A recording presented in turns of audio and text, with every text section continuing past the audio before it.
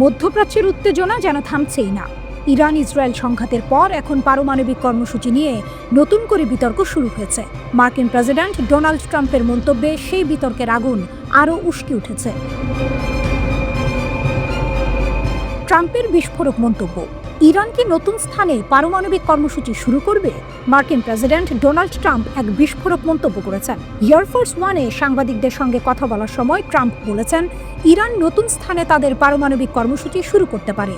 তিনি মনে করেন, গত মাসে মার্কিন হামলার পর ইরানের পারমাণবিক কর্মসূচি স্থায়ীভাবে পিছিয়ে গেছে। তবে ট্রাম্পের শঙ্কা, যুক্তরাষ্ট্র ও ইসরায়েলের হামলার পর তেহরান নতুন স্থানে তাদের কর্মসূচি পুনরায় শুরু করতে পারে।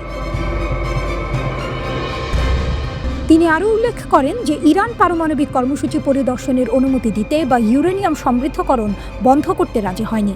এর আগে যুক্তরাষ্ট্রের প্রতিরক্ষা দফতর পেন্টাগন জানিয়েছিল, মার্কিন বিমান হামলায় ইরানের 3টি পরমাণু স্থাপনায় পারমাণবিক কর্মসূচি 1 থেকে 2 বছর পিছিয়ে গেছে।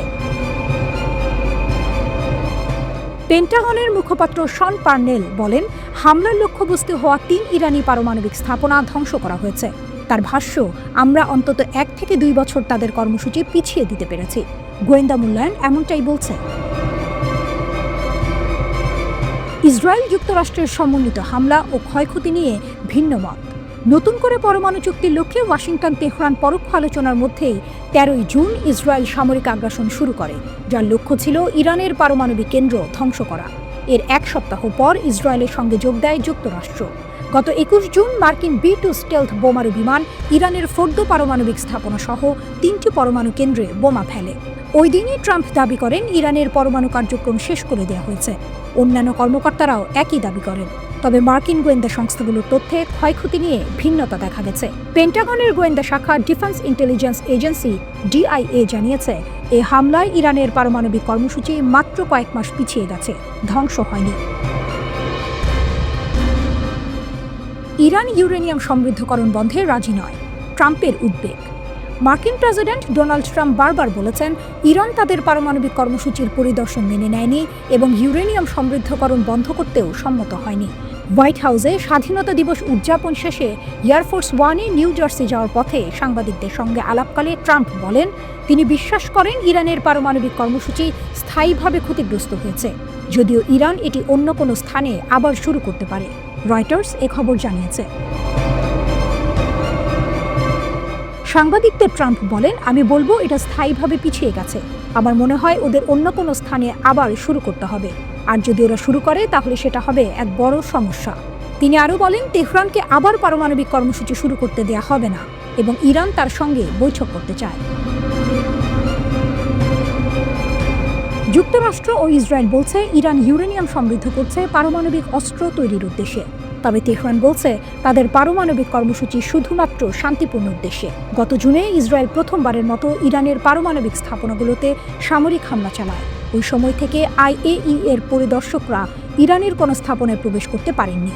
যদিও সংস্থার মহাপরিচালক রাফায়েল গ্রোসি বলেছেন, পরিদর্শন ফের শুরু করাই তার সর্বোচ্চ অগ্রাধিকার। এদিকে ইরানের পার্লামেন্ট একটি আইন পাশ করেছে, যেখানে বলা হয়েছে, যতক্ষণ না তাদের পারমাণবিক স্থাপনাগুলোর নিরাপত্তা নিশ্চিত হচ্ছে, ততক্ষণ IAEA এর সঙ্গে সহযোগিতা স্থগিত থাকবে।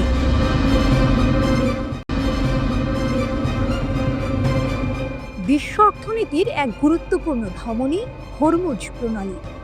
এই পথ দিয়েই বিশ্বের মোট জ্বালানি তেল ও গ্যাসের প্রায় 1/5 পরিবাহিত হয়। হঠাৎ করেই এই প্রণালীর নিরাপত্তা নিয়ে নতুন করে উদ্বেগ দেখা দিয়েছে, কারণ যুক্তরাষ্ট্র জানতে পেরেছে, ইরান নাকি হরমুজ প্রণালীতে সমুদ্র মাইন পাতার প্রস্তুতি নিচ্ছিল। এই উদ্বেগের মূলে রয়েছে এক গোপন গোয়েন্দা তথ্য। জুন মাসে পারস্য উপসাগরে ইরানের নৌযানগুলোতে সামুদ্রিক মাইন ওঠানোর খবর পেয়েছে যুক্তরাষ্ট্র।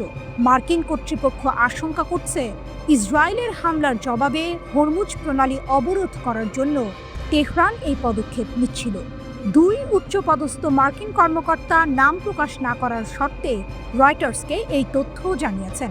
তাদের মতে, গত 13 জুন ইরানে ইসরায়েলের ক্ষেপণাস্ত্র হামলার পরই এই অজানা প্রস্তুতির বিষয়টি ধরা পড়ে।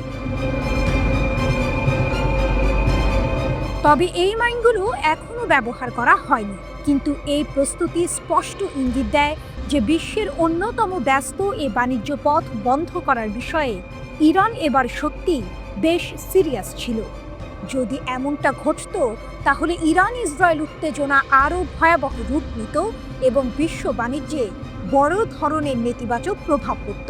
হরমুজ প্রণালী বন্ধ হলে বিশ্ববাজারে জ্বালানির দাম রকেটের গতিতে বাড়ত, যা এক অর্থনৈতিক বিপর্যয় ডেকে আনত। যুক্তরাষ্ট্রের ইরানের পারমাণবিক স্থাপনায় হামলার পর বিশ্ববাজারে অপরিশোধিত তেলের দাম উল্টো কমেছে, প্রায় 10% বেশি পতন হয়েছে।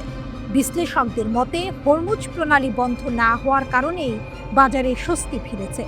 গত 22 জুন যুক্তরাষ্ট্র ইরানের 3টি গুরুত্বপূর্ণ পারমাণবিক স্থাপনায় হামলা চালায়। এর পরপরই ইরানের পার্লামেন্ট হরমুজ প্রণালী বন্ধ করা নিয়ে একটি প্রস্তাবের পক্ষে রায় দেয়, যদিও এটি মানা বাধ্যতামূলক ছিল না, কারণ হরমুজ প্রণালী বন্ধ করার চূড়ান্ত সিদ্ধান্ত নেওয়ার ক্ষমতা কেবল ইরানের সর্বোচ্চ জাতীয় নিরাপত্তা পরিষদের হাতে। ইরান এর আগেও বহুবার এমন হুমকি দিয়েছে, কিন্তু তা কখনো কার্যকর করেনি। রয়টার্স নিশ্চিতভাবে জানতে পারেনি ইরান ঠিক কবে মাইন উঠিয়েছিল, কিংবা মাইনগুলো পরে নামানো হয়েছে কিনা। মার্কিন কর্মকর্তারা এও জানাননি যুক্তরাষ্ট্র কিভাবে এই মাইন বোঝাইয়ের বিষয়টি শনাক্ত করেছে। তবে সাধারণত স্যাটেলাইট চিত্র, মনুষ্য গুপ্তচর বৃত্তি অথবা উভয়ের সমন্বয়ে এমন তথ্য সংগ্রহ করা হয়। মার্কিন কর্মকর্তারা মনে করছেন ইরানের এই মাইন বোঝাই পদক্ষেপ হয়তো নিছকই একটি চাতুর্যের কৌশলও হতে পারে। ইরান হয়তো বোঝাতে চেয়েছিল যে তারা হরমুজ প্রণালী বন্ধে প্রস্তুত, অথচ আসলে তা করতে চায়নি। আবার এটাও হতে পারে যে ইরানের সামরিক বাহিনী শুধু শীর্ষ নেতৃত্বের নির্দেশের অপেক্ষায় প্রয়োজনীয় প্রস্তুতি নিচ্ছিল। হরমুজ প্রণালী ওমান ও ইরানের মধ্যবর্তী একটি জলসীমা, যা পারস্য উপসাগরকে ওমান উপসাগর ও আরব সাগরের সঙ্গে যুক্ত করেছে। এর সবচেয়ে সরু অংশের প্রস্থ মাত্র 21 মাইল। জাহাজ চলাচলের জন্য এর দুদিকে মাত্র 2 মাইল চওড়া পথ রয়েছে। সৌদি আরব, সংযুক্ত আরব আমিরাত, কুয়েত ও ইরাকের মতো ওপেকভুক্ত দেশগুলো তাদের বেশিরভাগ অপরিশোধিত তেল এই প্রণালী দিয়েই এশিয়ায় রপ্তানি করে। এলএনজি রপ্তানিতে বিশ্বের অন্যতম শীর্ষ দেশ কাতারও তাদের প্রায় সব তরল গ্যাস এই পথেই পাঠায়। মজার ব্যাপার হলো, ইরান নিজেও তাদের বেশিরভাগ অপরিশোধিত তেল এই পথেই রপ্তানি করে। তাই প্রণালী বন্ধ করলে তেহরানের নিজেরই বড় ক্ষতির আশঙ্কা থাকে। এরপরও ইরান বহু বছর ধরে প্রণালী বন্ধের প্রস্তুতিতে বিপুল সম্পদ ব্যয় করে আসছে। 2019 সালের তথ্য অনুযায়ী ইরানের কাছে 5000-এর বেশি সামুদ্রিক মাইন ছিল, যা ছোট ও দ্রুতগামী নৌযানের মাধ্যমে দ্রুত স্থাপন করা সম্ভব।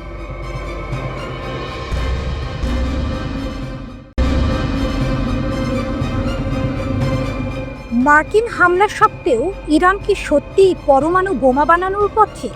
পরমাণু রহস্য, ট্রাম্পের দাবি বনাম বাস্তব চিত্র।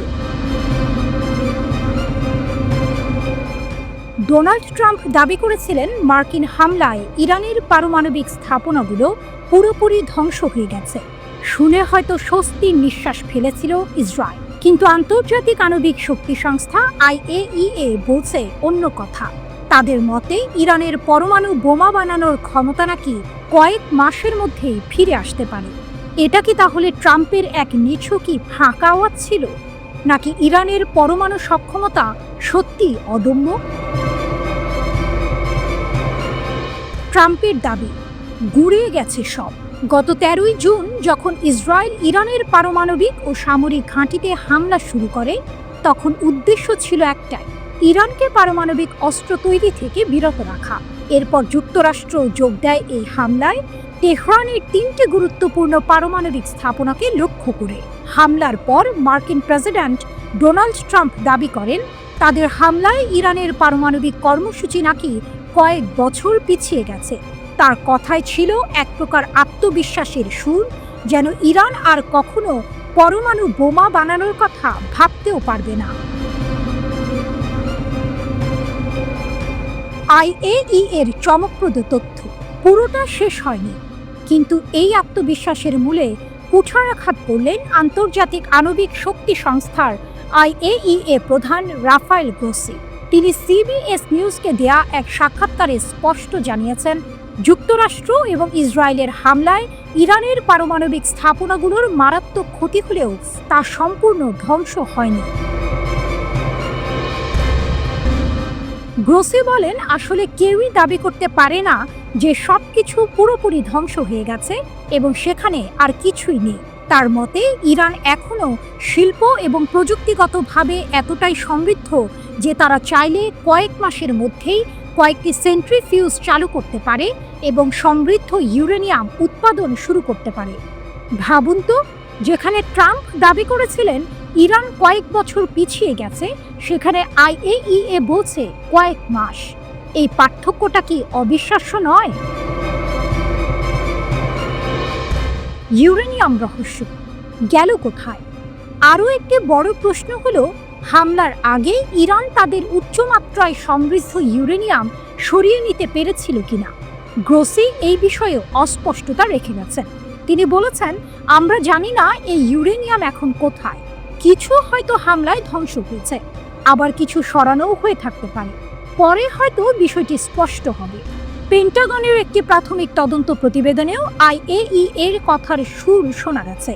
সেখানে বলা হয়েছিল, যুক্তরাষ্ট্রের হামলায় ইরানের পারমাণবিক কর্মসূচি হয়তো কেবল কয়েক মাস পিছিয়ে দেওয়া গেছে, কয়েক বছর নয়। ভবিষ্যৎ কি? এই তথ্যগুলো থেকে একটা বিষয় স্পষ্ট, ইরানের পারমাণবিক সক্ষমতাকে পুরোপুরি নির্মূল করা সম্ভব হয়নি। তাহলে কি ট্রাম্পের দাবি ছিল শুধুই রাজনৈতিক কৌশল, নাকি ইরানের সামরিক প্রযুক্তি এতটাই উন্নত যে এমন হামলাতেও তাদের মূল সক্ষমতা অক্ষত থাকে? ইরান বরাবরই পারমাণবিক অস্ত্র তৈরির অভিযোগ অস্বীকার করে এসেছে। এখন দেখার পালা, ইরান সত্যি কয়েক মাসের মধ্যে ইউরেনিয়াম সমৃদ্ধকরণ শুরু করে কিনা এবং বিশ্ব শক্তিগুলো তখন কি পদক্ষেপ নেয়। পরিস্থিতি কি আরও জটিল হবে, নাকি আলোচনার মাধ্যমে এর সমাধান হবে?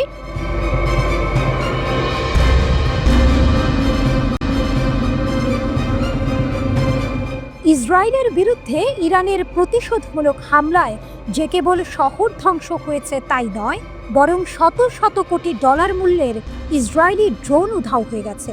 এই চাঞ্চল্যকর খবরটি নিশ্চিত করেছেন একজন ইসরায়েলি কর্মকর্তা নিজে।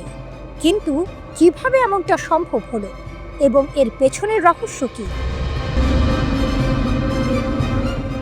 রহস্যময় ড্রোন উধাও, ইসরায়েলের নীরবতা। ইয়েদিয়ত আহরোনোথ পত্রিকা প্রথম এই খবরটি প্রকাশ করে, যেখানে একজন ইসরায়েলি কর্মকর্তার উদ্ধৃতি দিয়ে বলা হয় যে আক্রমণকারী মনুষ্যবিহীন বিমানবাহী যানগুলো ইরানি ভূখণ্ডের মধ্যে অদৃশ্য হয়ে গেছে। অর্থাৎ ইরান সেগুলো হয় ধ্বংস করেছে, নয়তো আটক করেছে। ইসরায়েলের পক্ষ থেকে এই বিষয়ে কোনো বিস্তারিত তথ্য দেয়া হয়নি, যা এই ঘটনাকে আরও রহস্যময় করে তুলেছে। সাধারণত ইসরায়েল তাদের সামরিক সক্ষমতা নিয়ে বেশ মুখর থাকে, কিন্তু এই ক্ষেত্রে তাদের নীরবতা অনেক প্রশ্ন তৈরি করেছে। আগ্রাসন থেকে প্রতিশোধ, যুদ্ধের সূচনা। এই ঘটনার সূত্রপাত হয়েছিল 13 জুন, যখন ইসরায়েল তার সবচেয়ে বড় মিত্র মার্কিন যুক্তরাষ্ট্রের অভূতপূর্ব সামরিক ও গোয়েন্দা সহায়তায় ইরানের পারমাণবিক ও সামরিক অবকাঠামোর পাশাপাশি আবাসিক এলাকায় হামলা চালায়। এটি ছিল ইরানের ওপর ইসরায়েলের বিনা উস্কানিতে যুদ্ধ শুরু করার এক স্পষ্ট পদক্ষেপ। তবে ইরানও বসে থাকেনি। তাদের সশস্ত্র বাহিনী সম্বলিত প্রতিরক্ষামূলক অভিযানের মাধ্যমে এর জবাব দেয়। তারা শুধু ইসরায়েলি হামলা প্রতিহতই করেনি, বরং কয়েকটি ইসরায়েলি যুদ্ধ বিমান ভূপাতিত করে। এরপরই আসে মূল আঘাত। ইরান অধিকৃত ফিলিস্তিনি অঞ্চল জুড়ে কৌশলগত পারমাণবিক, সামরিক এবং শিল্প লক্ষ্যবস্তুতে বহু ওয়ারহেড এবং হাইপারসনিক রূপ সহ শত শত ব্যালিস্টিক ক্ষেপণাস্ত্র নিক্ষেপ করে। অপারেশন ট্রু প্রমিস 3, ইসরায়েলের ক্ষয়ক্ষতি। অপারেশন ট্রু প্রমিস 3 নামে পরিচিত এই প্রতিশোধমূলক অভিযানে ইরানের লক্ষ্য ছিল ইসরায়েলের গুরুত্বপূর্ণ অর্থনৈতিক ও সামরিক কেন্দ্রগুলো। এর মধ্যে ছিল তেল আবিব, হাইফা এবং বীরশেবা। ইসরায়েলি চ্যানেল 13 এর মতে এই প্রতিশোধমূলক অভিযানে ইসরায়েলের সামরিক ঘাঁটি এবং কৌশলগত সুযোগ সুবিধার উল্লেখযোগ্য ক্ষতি হয়েছে। আশ্চর্যের বিষয় হলো, ইসরায়েলি কর্মকর্তারা, এমনকি শীর্ষস্থানীয় ব্যক্তিরাও এই ধ্বংসের প্রকৃত পরিমাণ সম্পর্কে কোনো আনুষ্ঠানিক অনুমান প্রকাশ করেনি। বরং তেল আবিবের বসতি স্থাপনকারীদের দ্বারা ক্ষতির নথিভুক্তিকরণ রোধ করার জন্য তাদের তীব্র প্রচেষ্টা লক্ষ্য করা গেছে। তবুও ইসরায়েলের অর্থ মন্ত্রণালয়ের অনুমান অনুযায়ী এই প্রতিশোধমূলক অভিযানের ফলে প্রায় $3 বিলিয়ন ক্ষতি হয়েছে। অর্থমন্ত্রী বেজালেল স্মোট্রিচ আরও জানিয়েছেন যে যুদ্ধের মোট খরচ, সামরিক খরচ সহ $12 বিলিয়ন পর্যন্ত হতে পারে।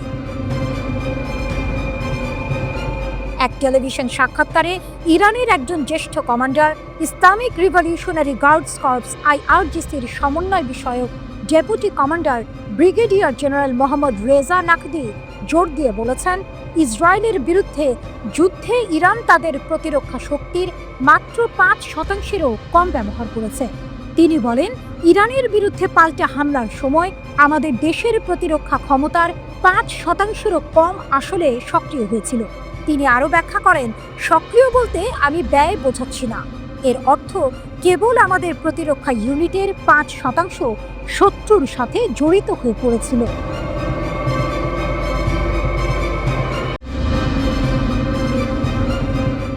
ইয়েমেনের সশস্ত্র বাহিনী YAF আবারও ইসরায়েলকে বড়সড় ধাক্কা দিয়েছে।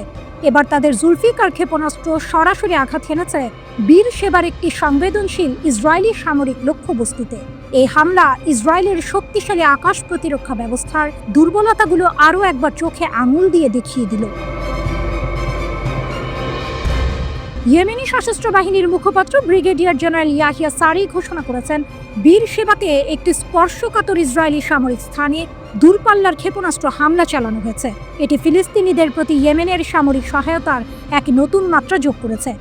সবচেয়ে তাৎপর্যপূর্ণ বিষয় হলো, এই প্রথম ইয়েমেনি বাহিনী প্রকাশ্যে স্বীকার করল যে তারা ইয়েমেনি ভূখণ্ড থেকে প্রায় 2243 কিলোমিটার দূরে অবস্থিত বীরশেবাতে জুলফিকার ক্ষেপণাস্ত্র নিক্ষেপ করেছে। এই হামলার পরিসর এবং নির্ভুলতা সামরিক বিশ্লেষকদের অবাক করে দিয়েছে। এই হামলার গুরুত্ব কেবল এর বিশাল পাল্লার মধ্যেই সীমাবদ্ধ নয়, বরং ইসরায়েলের বহুস্তরযুক্ত বিমান প্রতিরক্ষা নেটওয়ার্ক, যার মধ্যে রয়েছে আয়রন ডোম, ডেভিড স্লিং এবং অ্যারো সিস্টেম, এড়িয়ে ক্ষেপণাস্ত্রটির সফল আঘাত হানার ঘটনাও এর গুরুত্ব বাড়িয়ে দিয়েছে। ইসরায়েলি সংবাদ মাধ্যম নিশ্চিত করেছে, বীরশেবা আরাদ অঞ্চল এবং মৃত সাগরের কিছু অংশে সাইরেন বেজে ওঠে এবং এর কিছুক্ষণ পরেই একটি বিস্ফোরণের খবর পাওয়া যায়। যদিও ইসরায়েলি কর্মকর্তারা দাবি করেছেন যে ক্ষেপণাস্ত্রটি প্রতিহত করা হয়েছে, তবে এর পরপরই সাইরেন বেজে ওঠা এবং বিস্ফোরণের খবর তাদের দাবিকে প্রশ্নবিদ্ধ করেছে। ক্ষেপণাস্ত্রটি থামাতে ইসরায়েলের ব্যর্থতা তাদের বিমান প্রতিরক্ষা ব্যবস্থার ক্রমবর্ধমান দুর্বলতা, বিশেষত দক্ষিণ দিক থেকে আসা হুমকির বিরুদ্ধে স্পষ্ট করে তুলেছে। বিশ্লেষকরা বলছেন, ক্ষেপণাস্ত্রের গতিপথের সমতলতা, অপ্রত্যাশিত উৎক্ষেপণ কোণ এবং ইন্টারসেপ্টর মজুদের ওপর চাপ এর পেছনে কাজ করেছে। প্রতিরক্ষা প্রতিবেদন অনুযায়ী ইসরায়েলের প্রযুক্তিগত উন্নত ব্যবস্থাও ইয়েমেন, লেবানন এবং ইরান সহ একাধিক ফ্রন্ট থেকে উৎক্ষেপিত দূরপাল্লার নির্ভুল অস্ত্রের সামনে ক্রমশ চ্যালেঞ্জের মুখে পড়েছে। জেনারেল সারি জানিয়েছেন, এই সর্বশেষ অভিযানটি গাজার ফিলিস্তিনিদের সমর্থনের একটি বৃহত্তর প্রচারণার অংশ। গত সপ্তাহেও ইয়েমেনি বাহিনী ব্যালিস্টিক ক্ষেপণাস্ত্র এবং ড্রোন ব্যবহার করে বীরশেবা, ইয়াফা এবং হাইফায় ইসরায়েলি সামরিক ও কৌশলগত স্থাপনাগুলিতে একাধিক হামলা চালিয়েছে। সারির দাবি অনুযায়ী এই সব হামলা তাদের লক্ষ্যবস্তুতে নির্ভুলভাবে আঘাত করেছে এবং তাদের কাঙ্ক্ষিত ফলাফল অর্জন করেছে। সারি দৃঢ়ভাবে বলেছেন, অনুগত ইয়েমেন কখনোই ফিলিস্তিনি জনগণের প্রতি তার ধর্মীয়, নৈতিক এবং মানবিক বাধ্যবাধকতা ত্যাগ করবে না, পরিণতি যাই হোক না কেন। তিনি পুনরায় নিশ্চিত করেছেন যে ইসরায়েলি আগ্রাসন শেষ না হওয়া এবং অবরোধ প্রত্যাহার না হওয়া পর্যন্ত গাজার সাথে সংহতি জানিয়ে সামরিক অভিযান অব্যাহত থাকবে। সম্প্রতি ইয়েমেনি সশস্ত্র বাহিনী প্যালেস্টাইন 2 হাইপারসনিক ক্ষেপণাস্ত্রও মোতায়েন করেছে। 2023 সালের নভেম্বরে লোহিত সাগরে ইসরায়েল ও মার্কিন সমর্থিত নৌযানে হামলা শুরু করে ইয়েমেনি সশস্ত্র বাহিনী। এরপর যুক্তরাষ্ট্র ইসরায়েল দফায় দফায় ইয়েমেনে হামলা চালালেও তাদের তৎপরতা থামানো যায়নি। গোষ্ঠীটি ইরান সমর্থিত। ইরানের স্বার্থে পশ্চিমাদের সঙ্গে প্রক্সি যুদ্ধে লিপ্ত তারা।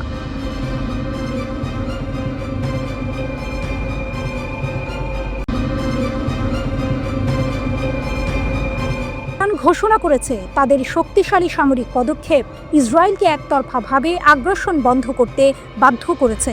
ইরানের supreme national security council SNSC এর সচিবালয় বলেছে যে ইরানের সশস্ত্র বাহিনীর দৃঢ় ও শক্তিশালী প্রতিক্রিয়ার পর ইসরায়েলি সরকার একতরফাভাবে ইসলামিক প্রজাতন্ত্রের বিরুদ্ধে তাদের আগ্রাসন বন্ধ করতে বাধ্য হয়েছে।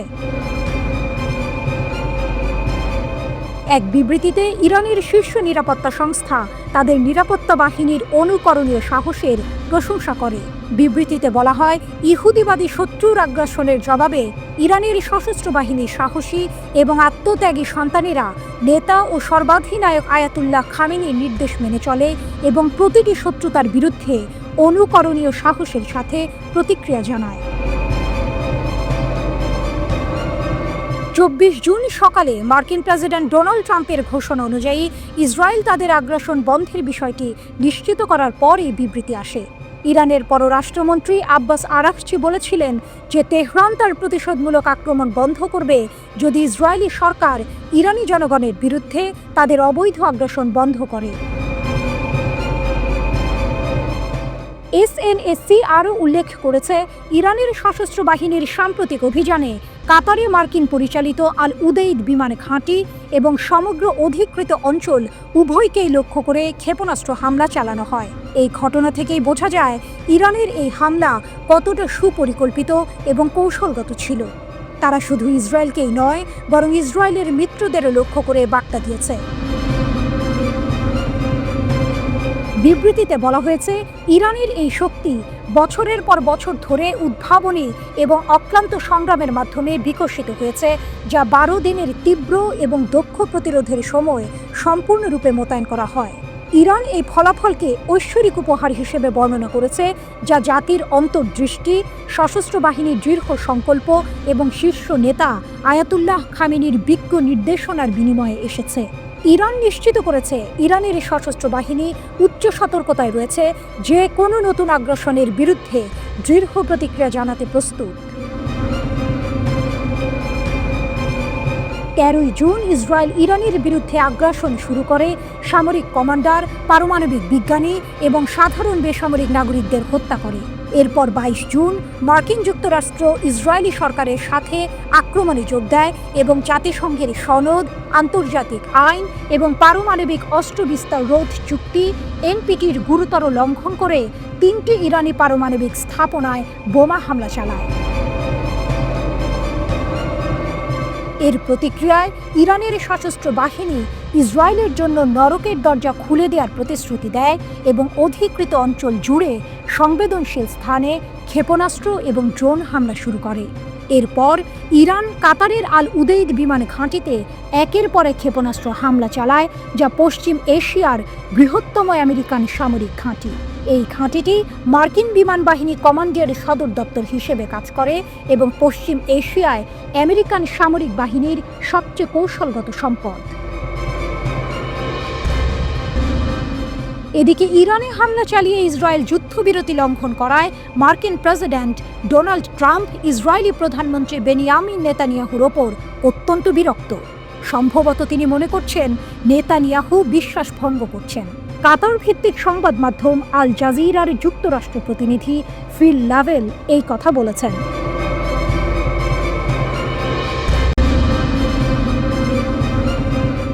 $11 দিনে $800 মিলিয়ন ধার্য পড়ল। ইসরায়েলকে বাঁচাতে গিয়ে আমেরিকার অস্ত্রের ভাণ্ডারে টান। ভাবুন তো, মাত্র 11 দিনে একটা দেশ তার প্রায় $1 বিলিয়ন সবচেয়ে অত্যাধুনিক ক্ষেপণাস্ত্র ব্যবস্থা খরচ করে ফেলেছে। শুনতে অবিশ্বাস্য লাগলেও ইরান ইসরায়েলি সংঘাতের তীব্রতার মধ্যে এমনটাই ঘটেছে বলে দাবি করা হচ্ছে। আর এই ঘটনার মূল নায়ক হলো মার্কিন যুক্তরাষ্ট্র।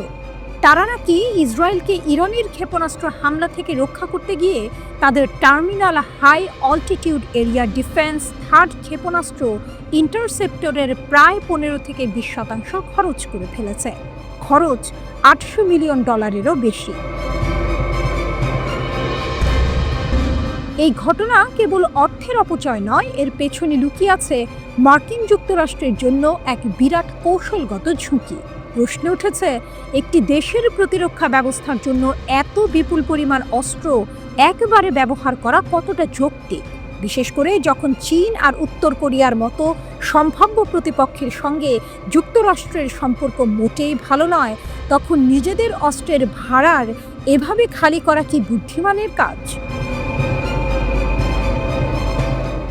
থার্ড কি, আর কেনই বা এত দামি? থার্ড, যার পুরো নাম terminal high altitude area defence, এটি হলো ব্যালিস্টিক ক্ষেপণাস্ত্র ধ্বংস করার এক বিশেষ ব্যবস্থা। এর কাজ হলো, যখন একটা ক্ষেপণাস্ত্র তার লক্ষ্যবস্তুর দিকে নেমে আসে সাধারণত 40 থেকে 150 কিলোমিটার উচ্চতায়, তখন তাকে আকাশে থাকা অবস্থাতেই সরাসরি আঘাত করে ধ্বংস করে দেয়া। সাধারণ ক্ষেপণাস্ত্র প্রতিরক্ষা ব্যবস্থার মতো এতে বিস্ফোরক ওয়ারহেড নেই, বরং এটি হাইপারসনিক গতিতে ছুটে গিয়ে লক্ষ্যবস্তুকে হিট টু কুল পদ্ধতিতে ধ্বংস করে। প্রতিটি থার্ড ব্যাটারিতে 6 থেকে 9টি ট্রাক লঞ্চার থাকে, যেখানে 8টা করে ইন্টারসেপ্টর লোড করা যায়। এর সাথে থাকে একটা শক্তিশালী রাডার, যা 3000 কিলোমিটার দূর থেকেও লক্ষ্যবস্তুকে শনাক্ত করতে পারে। আর আছে একটা মোবাইল অপারেশন সেন্টার। মজার ব্যাপার হলো, একটা থার্ড ইনসেপ্টরের দাম প্রায় $12 থেকে $15 মিলিয়ন, অর্থাৎ একটা ক্ষেপণাস্ত্র ছুঁড়তে খরচ হয় কোটি কোটি টাকা। থার্ড অন্যান্য ক্ষেপণাস্ত্র প্রতিরক্ষা ব্যবস্থা থেকে আলাদা, যেমন মার্কিন প্যাট্রিয়ট নিম্ন উচ্চতার হুমকি ঠেকায়, আর ইসরায়েলের অ্যারো 2 এবং অ্যারো 3 উচ্চতার লক্ষ্যবস্তু ধ্বংস করে। রাশিয়ার S-400 বা চীনের HQ-9 অনেক ধরনের হুমকি মোকাবেলা করতে পারে। কিন্তু থার্ড বিশেষভাবে ব্যালিস্টিক ক্ষেপণাস্ত্রের জন্য তৈরি, যা একে অত্যন্ত কার্যকর এবং একই সাথে অত্যন্ত বিশেষায়িত করে তুলেছে। ইরানের কৌশল কি সফল? 2024 সালের অক্টোবরে ইসরায়েলে থার্ড মোতায়েন শুরু হয়েছিল, যখন ইরান ইসরায়েলে ব্যাপক ক্ষেপণাস্ত্র হামলা চালায়। 2025 সালের এপ্রিলে নাকি আরও একটি থার্ড ব্যাটারি পাঠানো হয়। আর 13 জুন থেকে 24 জুন 2025 সালের মধ্যে 11 দিনের এই তীব্র ব্যবহার শুরু হয়, যখন ইরান তেল আবিব, হাইফা আর বেয়ারশেবার মতো ইসরায়েলি শহরগুলোতে ইরান ক্ষেপণাস্ত্র হামলা চালায়। প্রতিবেদন অনুযায়ী এই 11 দিনে ইরান প্রায় 591টি ক্ষেপণাস্ত্র নিক্ষেপ করেছে। ইসরায়েলের দাবি, বহুস্তরীয় প্রতিরক্ষা ব্যবস্থা, যার মধ্যে থার্ড, অ্যারো, ডেভিড স্লিং এবং আয়রন ডোম ছিল, সেগুলোর বেশিরভাগ হামলা ঠেকিয়ে দিয়েছে। তবে সবকটা নয়। একটা উল্লেখযোগ্য ঘটনা হলো 15 জুন তামরায় একটা আবাসিক ভবনে ইরানের ক্ষেপণাস্ত্র হামলায় একই পরিবারের 4 জন মারা যায়। 19 জুনের আরেক হামলায় বীরশেবার সরৌকা হাসপাতালেও ক্ষতি হয়। ইরানের কৌশল ছিল তাদের বিশাল সংখ্যক ক্ষেপণাস্ত্র দিয়ে ইসরায়েলের প্রতিরক্ষা ব্যবস্থাকে অভিভূত করা।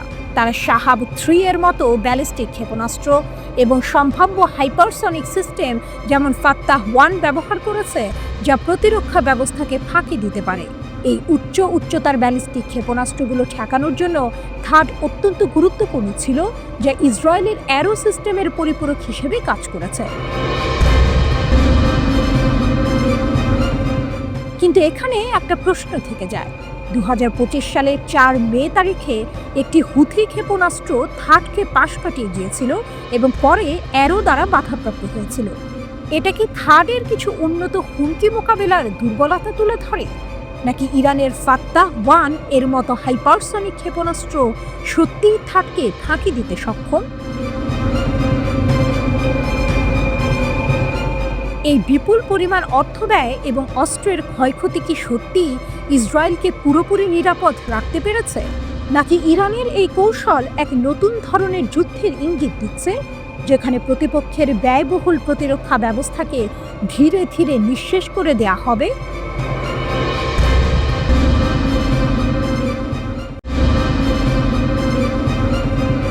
ইরান ইসরায়েল উত্তেজনার রেশ কাটতে না কাটতেই আবারও আলোচনার কেন্দ্রে চলে এসেছে ইরানের পরমাণু কর্মসূচি। এবার আর ফোর্দো নয়, বিশ্ববাসীর নজর এখন মধ্য ইরানের ইস্পাহানের ভূগর্ভে। সেখানেই লুকিয়ে আছে তেহরানের সবচেয়ে গোপন এবং দুর্ভেদ্য পারমাণবিক ঘাঁটি, যেখানে রয়েছে ইরানের সমৃদ্ধ ইউরেনিয়ামের সবচেয়ে বড় মজুদ। ইস্পাহানের গোপন রহস্য। ওয়াশিংটনের সামরিক ও গোয়েন্দা কর্মকর্তারা দাবি করেছেন, ইস্পাহানের এই ঘাঁটিতে ইরান তার ইউরেনিয়ামের প্রায় 60% মজুত করে রেখেছে। মার্কিন কর্মকর্তারা স্বীকার করেছেন, ইস্পাহান পারমাণবিক স্থাপনায় হামলায় যুক্তরাষ্ট্র শক্তিশালী বাংকার বাস্টার বোমা ব্যবহার করেনি, কারণ এই স্থাপনাটি এতটাই গভীরে যে এই ধরনের বোমাও সেখানে কার্যকর হতো না। মার্কিন সিনেটরদের এক গোপন ব্রিফিংয়ে এই চাঞ্চল্যকর তথ্য নিশ্চিত করেছেন মার্কিন প্রতিরক্ষা বিভাগের জয়েন্ট চিফস অব স্টাফের চেয়ারম্যান জেনারেল ড্যান কেইন। মার্কিন সংবাদ মাধ্যম CNN এই খবর জানায়। মার্কিন কর্মকর্তারা বিশ্বাস করেন, স্থাপনাটির ভেতরের অংশ, যেখানে ইরানের প্রায় 60% সমৃদ্ধ ইউরেনিয়াম মজুদ রয়েছে, তা এতটাই গভীরে অবস্থিত যে সেগুলো ধ্বংস করা এই বোমার পক্ষেও সম্ভব হতো না। হামলার কৌশল। বাংকার বাস্টার নয়, টমাহক। সাধারণত যুক্তরাষ্ট্রের B-2 বোমারু বিমান থেকে ফোর্দো ও নাতাঞ্জ স্থাপনার উপর ডজন খানেক বাংকার বাস্টার ফেলা হলেও ইস্পাহানে কেবল সাবমেরিন থেকে ছোড়া টমাহক ক্ষেপণাস্ত্রের মাধ্যমে আঘাত করা হয়েছে। এই ভিন্ন কৌশলই বলে দিচ্ছে ইস্পাহানের দুর্ভেদ্যতার গল্প। জেনারেল কেইনের পাশাপাশি প্রতিরক্ষা সচিব পিট হেগসেট, পররাষ্ট্রমন্ত্রী মার্কো রুবিও এবং মার্কিন গোয়েন্দা সংস্থা CIA এর পরিচালক জন র্যাডক্লিফস এই ব্রিফিংয়ে উপস্থিত ছিলেন। CIA জানিয়েছে, ইরানের সবচেয়ে গুরুত্বপূর্ণ সমৃদ্ধ ইউরেনিয়ামের মজুদ ইস্পাহান ও ফোর্দোতে অবস্থিত। ডেমোক্রেট সিনেটর ক্রিস মার্ফি সাংবাদিকদের জানিয়েছেন, ইরানের কিছু স্থাপনা এতটাই গভীরে যে সেখানে মার্কিন সামরিক হামলার কোনো সক্ষমতাই পৌঁছাতে পারে না। তারা তাদের মজুদের বেশিরভাগ অংশ এমন সব জায়গায় সরিয়ে নিতে সক্ষম হয়েছে যেখানে যুক্তরাষ্ট্রের বোমা হামলা কোনো ক্ষতি করতে পারবে না। ইউরেনিয়াম সরানোর বিতর্ক। ট্রাম্পের দাবি বনাম বিশেষজ্ঞদের ধারণা। এদিকে প্রতিরক্ষা সচিব পিট হেগসেট বলেছেন, মার্কিন হামলা থেকে রক্ষায় ইরান তার উচ্চমাত্রায় সমৃদ্ধ ইউরেনিয়াম অন্যত্র সরিয়ে নিয়েছে, এমন কোনো গোয়েন্দা তথ্য তার জানা নেই। মার্কিন প্রেসিডেন্ট ডোনাল্ড ট্রাম্পও দাবি করেছেন, হামলার আগে কোনো ইউরেনিয়াম সরানো হয়নি। 21 জুন ভোরে ইরানের 3টি পারমাণবিক স্থাপনায় হামলা চালায় যুক্তরাষ্ট্র। এর আগে বলা হয়েছিল, 3 স্থাপনাতেই 1 ডজনেরও বেশি 30,000 পাউন্ড ওজনের বাংকার বাস্টার বোমা দিয়ে আঘাত করা হয়েছে। ইরান ইসরায়েলের যুদ্ধবিরতি হলেও ইরানের পারমাণবিক কর্মসূচি নিয়ে কয়েকদিন ধরেই চলছে তুমুল আলোচনা। মার্কিন হামলায় ইরানের পারমাণবিক স্থাপনাগুলো পুরোপুরি ধ্বংস হয়ে গেছে বলে ট্রাম্প দাবি করলেও এক প্রাথমিক গোয়েন্দা প্রতিবেদনে এই দাবির ব্যাপারে সন্দেহ পোষণ করা হয়। বিশেষজ্ঞরাও ধারণা করেছেন, ইরান উচ্চমাত্রায় সমৃদ্ধ ইউরেনিয়াম অন্য কোথাও সরিয়ে নিয়ে থাকতে পারে। এমনকি ইরানের একজন কর্মকর্তাও বলেছেন, তারা আগেই সমৃদ্ধ ইউরেনিয়াম সরিয়ে ফেলেছে।